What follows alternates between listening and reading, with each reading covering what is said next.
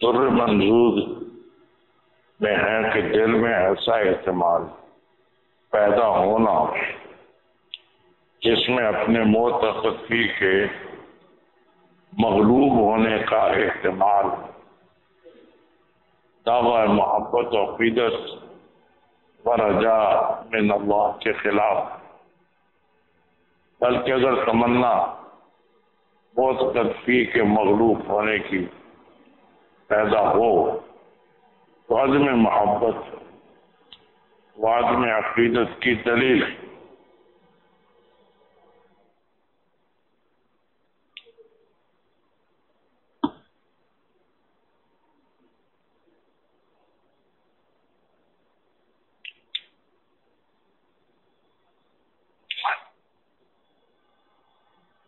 اس ملفوظ میں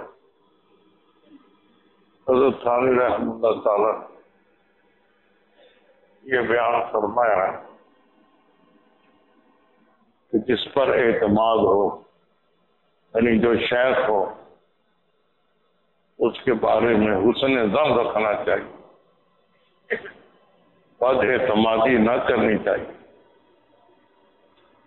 بد اعتمادی کریں گے تو پھر فیض حاصل نہیں ہوگا۔ اس پر پورا اعتماد رکھنا چاہیے تاکہ اس سے فائدہ حاصل ہوتا رہے۔ جی ہاں، کیونکہ شیخ پر اگر اعتماد نہ ہو تو پھر اس سے تعلق کمزور ہو جاتا، اور جب تعلق کمزور ہو جائے گا تو فائدہ بھی کم پہنچے گا۔ اس لیے شیخ پر کبھی بدگمانی نہ کرنی چاہیے۔ غیر اختیاری خیال آئے بھی تو اس کو دفع کرنا چاہیے، اور شیخ پر پورا اعتماد رکھنا چاہیے، پورا اعتماد رکھنا چاہیے۔ چاہے کہ کوئی بات نامناسب نظر آئے تو اس میں توجیہ کر لینی چاہیے کہ خاص وجہ ہوگی جس کی وجہ سے ایسا ہو گیا۔ عام حالات میں شیخ پر پورا اعتماد ہونا چاہیے۔ جتنا اعتماد میں کمی ہوگی اتنی ہی فیض میں بھی کمی ہوگی۔ پچھلے شیخ پر بدگمانی ہرگز نہ ہونی چاہیے، اس کے کسی کام پر بدگمانی نہ پیدا کرے،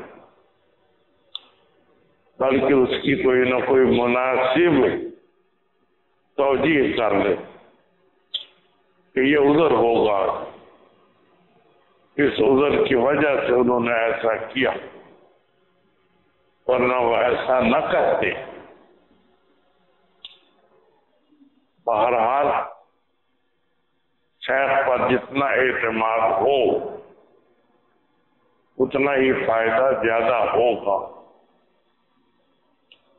بد اعتمادی سے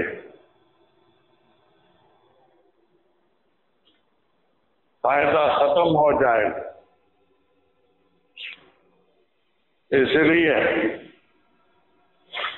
شیخ کے افعال میں اور شیخ کے کاموں میں کبھی برا اعتقاد نہ رکھے، ہمیشہ اچھا اعتقاد رکھے۔ اور کوئی بات غلط بھی نظر آئے تو اس کے بارے میں کوئی نہ کوئی توجیہ کر دے کہ اس کی کوئی خاص وجہ ہوگی، ورنہ وہ ایسا نہ کرتے۔ جی ہاں جی ہاں جی ہاں، شیخ کا تعلق ذریعہ ہوتا ہے اللہ تعالیٰ سے تعلق کا، اس لیے